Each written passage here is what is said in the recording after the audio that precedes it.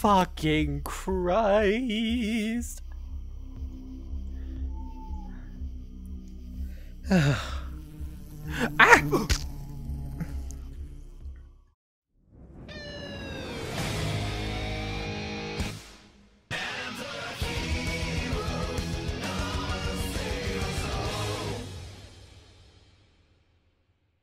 Before we get started, I want to point out how much I hate trying to get good VR footage. VR works by rendering two different images in each eye, so you'll be seeing things differently depending on which eye is being recorded. Despite 80% of the world's population being right eye and hand dominant, a number of VR games have chosen to render the left eye on screen, leading to situations where you basically don't see something that's happening because it's on my right eye, and that's used a lot more. Here's one instance of that with me trying to show off how nice this traversal tool is, except all you see is the wall. It happened in my previous VR videos, but it wasn't as bad as it was in this game because of how cramped everything is. I tried Steam's VR viewport, but it seems to only run at 25 FPS on Oculus. I found a tool called Oculus Mirror hidden deep within the Oculus support folder that allowed me to display the right eye with good frame rate, but I'll let this footage speak for itself. It's very much a diagnostic tool and nothing more. Also, it breaks a lot and doesn't correctly display the screen half the time, so I have a lot of lost footage because of that.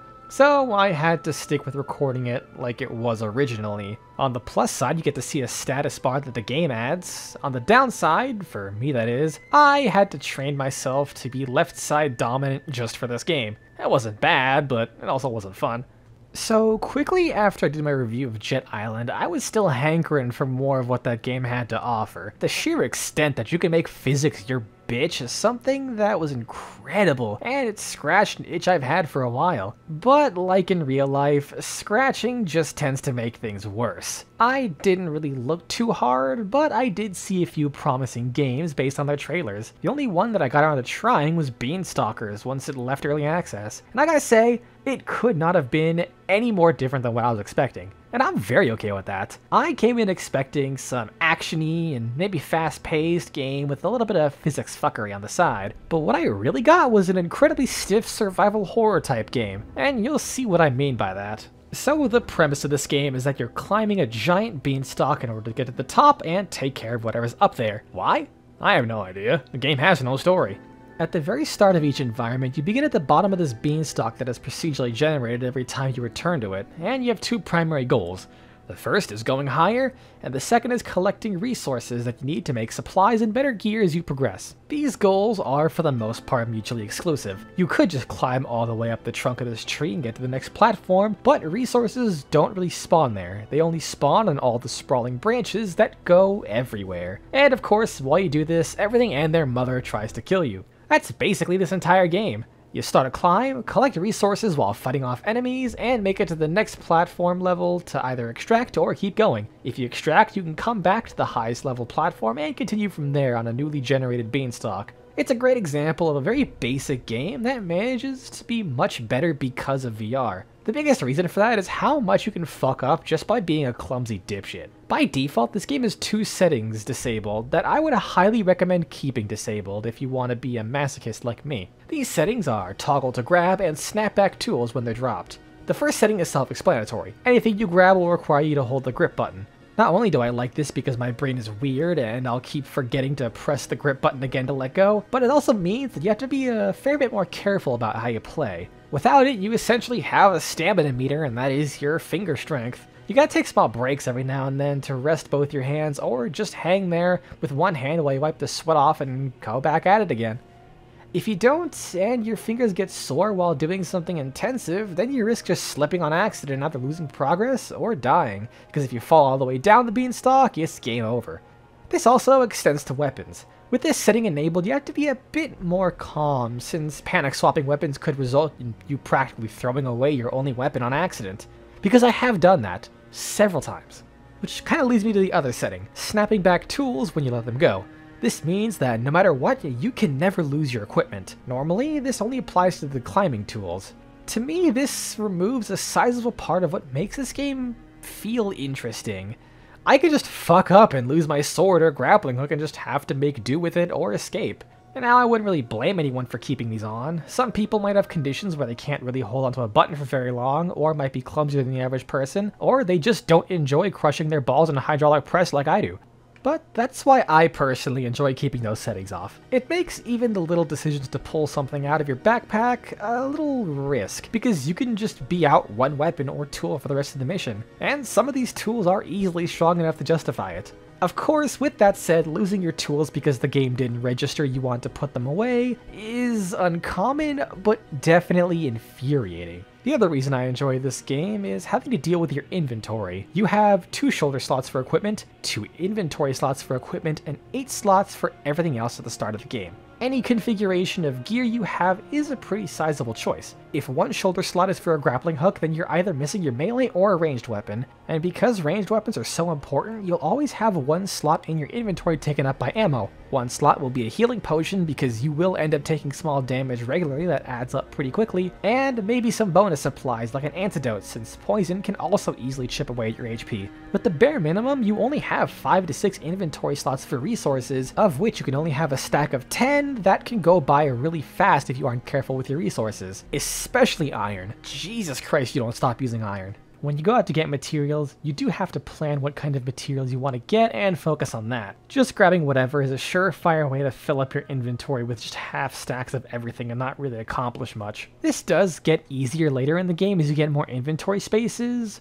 but you also do have more items that will be nice to bring with you in order to deal with other obstacles. And that's part of the reason why I compared it to a survival horror. The first half of the gameplay loop is just deciding how much or how little you should bring and dealing with the consequences of that. You also have to deal with the fact that you can straight up just lose materials. It's not all about space. If you bring a ton of ammo and end up wasting it, those materials are now gone. So you have to pick moments where you'd be better off just avoiding an enemy or using your melee instead. The other part to that is that everything you do is incredibly clumsy and cramped, despite being out in the open air. While you are on an individual branch, there's really nowhere you can go if you're in a pickle. Your options are to slowly back up while making sure you don't walk off the side, trying to grapple away, which won't be an option depending on the grappling hook you have, or just jump off onto another branch below, which risks fall damage or just dying because air control is really weird. The extraction phase is another part of the decision-making loop. You don't just hit a lever and immediately go back to the hub. Instead, when you hit a lever, it'll mark a location at the end of one of the branches below the platform you're on. So you now have to locate where it is, follow the branch to some place you can start climbing to, and also try and get there while enemies start attacking you, since it spawns a fair few enemies to deal with once you hit the lever. So it's not exactly a free escape if you're low on HP or supplies, since you could just get surrounded by enemies and killed. When it comes to the threats that will put you in a bad situation, they are really not that intimidating. Don't get me wrong, they are hazardous to your health if you don't deal with them quickly. But it's kind of funny with how nervous I can get in a situation because I'm on a 1 meter wide branch trying not to fall off or take damage, all because of a single goddamn bee that won't leave me alone and I ran out of ammo for my shotgun. You'll have 3 primary threats in each environment. The basic flying hit and run, a simple melee enemy, and stationary targets. Sometimes they might have projectiles involved just to mix it up. All these threats evolve the higher you climb up the tree. The only particularly interesting ones are the stationary threats. They're essentially roadblocks that block parts of the branch or a whole area and tend to be not very melee friendly. So when you come up against them, your best bet is to try and find a way around it or see if going through them isn't too bad. The issue they present if you ignore them is that they can bite you in the ass later down the line if you're retreating, since they limit the space that you have. Examples of this in the first environment include beehives that will detect you in a wide radius and send out an unkillable homing pack of bees on a timer. Or unless you can destroy the beehive, which tends to be hanging out of sight. There's also an eye that will cover the entire perimeter of a branch and high damage thorns if you get too close, and these brain plants that you most likely saw earlier that as you get higher in the tree will start to come to life and bite your hand. There's also a bigger version that will cover your whole face while also scaring the shit out of you.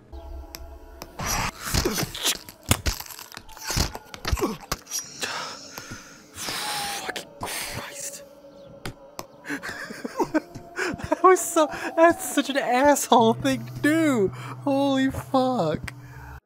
The footage may make it look a little silly because of how ugly the model is, but considering things in the Quest 2 get pretty blurry when they're right in your face, it was kind of way worse in person just seeing this massive blurry pink mass butting my fucking face off. But one little fun quirk with fighting them is that you can either slap them off or grab them and just throw them off if your hand is free. It can be pretty cathartic to just rip one of these giant fuckers off your face and then yeet them off a cliff.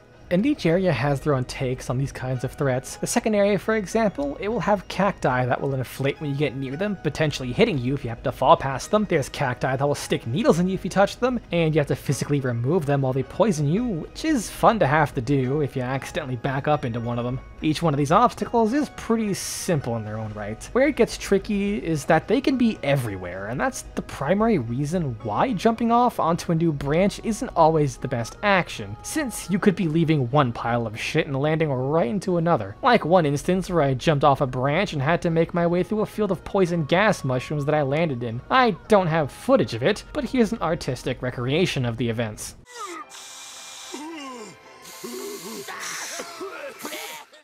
Pretty much the only times I've died or come close to it was just an unlucky collection of shit surrounding me, as well as my own poor management of the situation, which resulted in a very slow train wreck of a death. Speaking of which, that game over screen is kind of incredible.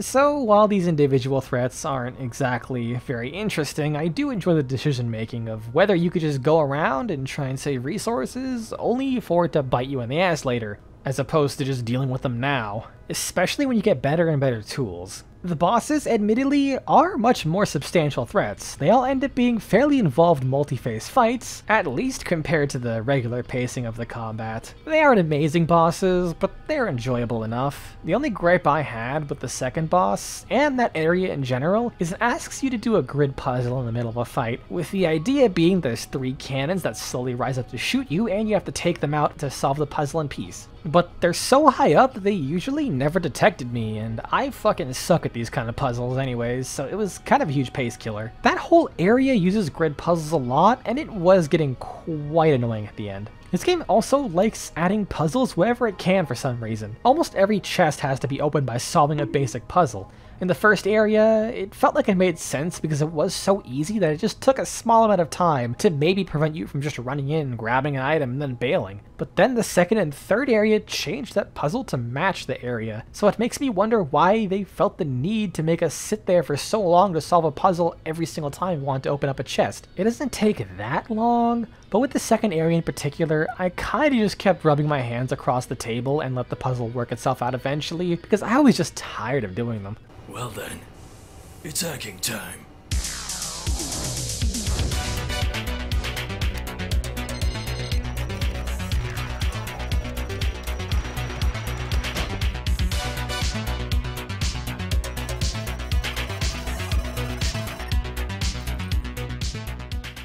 But going back to the bosses for a second, if you do fight them, make sure you bring a lot of ammo. Like, way more than you think you will. Maybe even grab a cheaper gun to deal with the adds while you save the big boy ammo for the boss. They take time and resources to take out, and if you run out of ammo, it's more or less a fail, because they can't be meleeed very easily, and melee is generally weaker than guns. Thankfully, if you die or quit, you don't really lose anything, you just get sent back to the hub as if the mission never happened. So, once you return from your expeditions, you have some free time in the tavern to do some crafting before you head out. And this is primarily how the progression is handled. You take your resources, and you start making better and better gear in the hopes that you won't lose it before you make the next set. There's quite a few weapons, even if they kind of just outclass each other, so there's little reason to hold on to them. The major reason to keep a previous weapon is if the next one is just shit to use. Like, some weapons just have god-awful sights that make it very hard to aim right. The rotary crossbow is the biggest offender. There is no front sight to align this with, so here's me trying desperately for way longer than I'd like to admit trying to hit these bottles. It's so bad that I just use the first shot to lead the others since it's a pretty high capacity weapon. On the topic of complaining about weapons, yeah, some just don't feel very good. The crossbows sound like an elastic band that's in absolutely no rush to return to its original shape. Some of the guns are decently meaty, and while the shotgun isn't great, the Derringer and revolver do sound pretty solid. Then there's the super shotgun.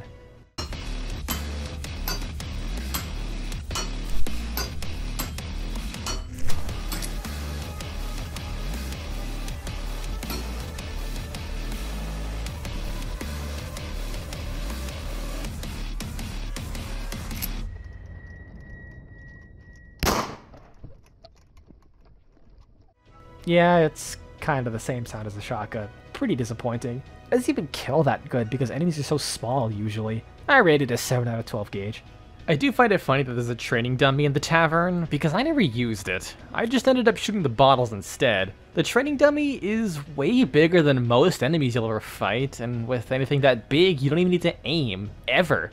But the real star of the show when it comes to the equipment is the goddamn grappling hooks. It's the one tool where every stage of them remains useful and is a practically vital tool to have. The simple grappling hook is infinite use and takes you a modest distance that saves you surprisingly less time than you'd think. The upgraded grappling hook is absolutely nutty because it mechanically is the same, but it takes you several times further. It is obscene how far you can go with this thing.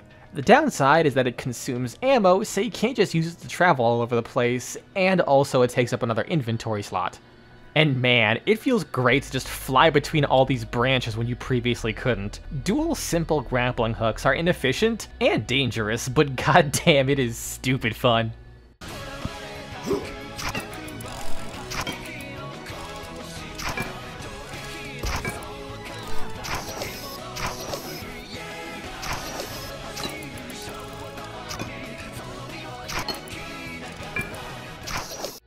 The next grappling hook is the zipline, which has similar, if not slightly more distance than the first upgraded grappling hook, but it now creates a zipline, as you'd expect. This lets you travel between two places and is really good for going between certain points like the extraction and various challenge islands to get extra loot. It's also a good combat grappling hook because you can move on demand while never touching the floor, but its downside is that it's generally slower than the first grappling hook upgrade and you don't move very fast since you're on a zipline, and you have to account for the time it takes to find and grab onto the handle. It really is a simple game overall. It's got a fairly quick and fun loop all the way through once you get into the groove of things though. But thankfully, the highlight of this game is the climbing. This is your primary method of getting around. Even if you have grappling hooks, you still need the control afforded to you with the climbing gear, and they just feel really good. The physics are very stiff in a way that makes it pretty reliable. You can't do anything fancy, but you can't really fuck it up either. Once you hook on, you're stuck there until you let go, with some wiggle room to move your body by pushing off the hook. This allows you to do things like peek around corners, or even dodge some projectiles while you're staying in place. There's just something so satisfying about physically pulling yourself up this tree, but that could also be just me, who's always had a lifelong fascination with the act of climbing. It's also fun to use to escape enemies. Since climbing is tied to how fast you can pull yourself, if you really want to exert yourself, you can fly up the trunk of this tree to get away from whatever slow enemy's chasing you. It is fairly tiring, admittedly, but that's just nature's stamina bar kicking in. Thank God they didn't add an actual grip strength meter, or else this game would be hell. And for the extra immersion, I like playing this game after coming back from the gym, so my arms are already fucking sore and feel so heavy, so climbing is even more tiring. Have I ever mentioned how much I hate not being in physical agony? And I love the feeling of just hanging there over a massive chasm while you reach into a plant to grab some materials. The extra immersion because of VR makes it feel so good. I don't even have to do this usually. The game is a pretty generous grab range, but I just like manually picking up materials way more. It's why I'd actually call this game kind of exhilarating. Jet Island didn't really instill any fear of heights into me because of how free the movement was, but this game, because one slip up could cause you to fall to your death, it's actually tapped into my fear of heights a little. Every now and then when I look down to see if there's any materials or see where I can go next, I get a tiny adrenaline rush of, oh fuck no. And my god, the few times I do lose my grip and fall is equal parts terrifying and incredible. My brain expects to hear a sudden loud creaking noise indicating I connected to the branch, and then I start moving up. But when I suddenly don't get that feedback and I'm now moving down, I get a mild panic for a second while I look around to see if there's anything I can grab onto, ideally grabbing onto the ledge of a branch because it negates fall damage. But fall damage is pretty generous. I don't think I've actually died to fall damage, even if I have taken substantial damage from falling significant heights. The worst part is the higher you are, the longer of a fall you have, because you only die when you fall below the first platform at the very bottom. It simultaneously makes being higher up less risky, but also way more intense because you have a long fall ahead of you. I also really enjoy the way everything is generated because you can see everything constantly. All you have to do is look for something you want to go to, follow the branch it's on to any nearby branches you can use, and just slowly make your way there. You might get a bit lost because you face the goddamn wall constantly, so it's cool if you could just stand in place, look around at all the branches nearby and see what options you got. My only issue with this is it's partly a me issue with the side of this game being weird. It's very hard to grab the floor in order to get lower on the ground. I sit on a bar stool when I play VR games because I can't stand for very long, so crouching is weird, but it kinda works. However, this game goes a step further in making that hard. I think because I fold over, it thinks I'm repositioning my whole body, so when I try and crouch, it just pushes the camera back, and I can never really grab the floor unless I grab onto something that's higher up, or I hold my arm out and slowly walk off the ledge. This effect can be seen very easily when I'm trying to grab things off the table in the tavern. As I bend forward to reach for the other stuff, it constantly pushes me back. And this isn't necessarily a strength to the game, but I feel like repeating my love for the extra interactivity VR brings. I've had it for a while, played a modest library, but I still enjoy just digging around with objects in VR. When I started this game, I think most of my playtime was spent breaking every bottle in the tavern in the dumbest way I could think of. But if I were to go back to any problems this game has, it would be that it's pretty basic in a lot of ways. The weapons you get are all very simple, enemies are all very basic, and all the materials are more or less obtained in the exact same way, with them just lying around, save for a few materials that aren't handled much better. Like for example, most of your copper you're going to get from a 30-second long defense where you just slap a few bees, slap a few spiders, and deal with the slightly tankier ranged spider. Gold is gotten from 2 puzzle islands that you can beat in like 2 minutes, and it's the same exact puzzle every single time. Really, the materials are just a catalyst to put you in various situations where the game tries to ream you with, but it can no doubt get repetitive as a result. But past that, the biggest issue it has is that it's a bit rough around the edges, for sure. There are frame drops here and there, and the occasional minor bug, with probably the most obvious one being faraway branches just kind of fade in and out of existence that you've no doubt seen throughout this video.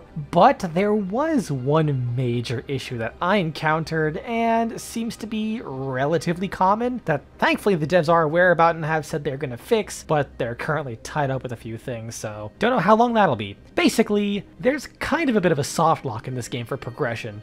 What usually happens is you go, complete a quest, and that quest will reward you with a blueprint that lets you make more things. However, one of the quests in the third area requires you to use an item you can't craft, and presumably you get the item as a result. So you're kind of just stuck there. However, there was a workaround which is admittedly kind of annoying. So in the third area, every single extraction platform has a guaranteed chest. And I don't know why, but chests in this area have a chance of giving you a scroll. As far as I'm aware, this is not intended to be some kind of workaround by the developers. So what I did was start from the topmost platform, unlock that box, go down one, unlock that box, and so on and so forth. And then I could quit the game or just do a quick extraction because the upgraded grappling hook is really fucking nice. And then I'd go back and do it again. It unfortunately took probably an hour to finally get that key and progress, and that just fucking sucks to say the least. And if you're on the fence at this game, you might want to hold off on it until that gets fixed. That workaround is more or less the only reason I'm still doing this video, because I could not for the life of me just recommend a broken game.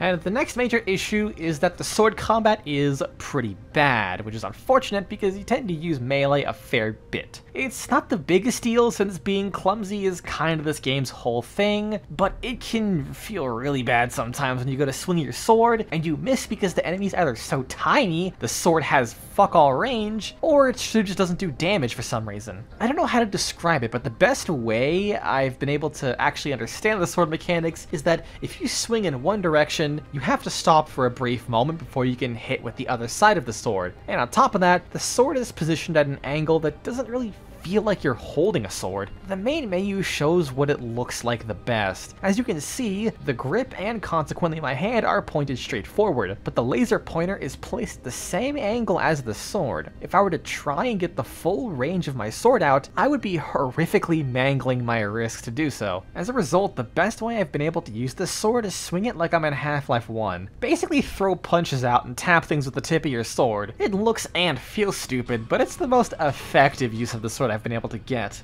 And the last problem is something not inherently the game's fault. Probably. It could be specific to my Quest 2, and there's two things the Quest 2 hates: looking all the way up and looking all the way down. Guess what you do for half this fucking game? When you look down, the headset gets slightly loose and becomes a bit blurry, so you have to push it down to see a clear image. I am yet to replace the default head strap admittedly, which is known to be terrible. So let that be a lesson to you. Second, looking up. This is more of a general headset thing because Christ, it starts to hurt your neck after a while. I usually don't look too high up just to prevent it and only occasionally glance around. In general, this game can be a pretty good test to see if you're wearing your headset on correctly. So that's Beanstalkers. It's a neat game with a fun core loop. It's basic and nothing truly spectacular in many areas, but when you put it into VR, I quite enjoyed my time with it. For 20 bucks, it's solid, and for 10 bucks, like on the current Steam summer sale going on right now, that's pretty good value.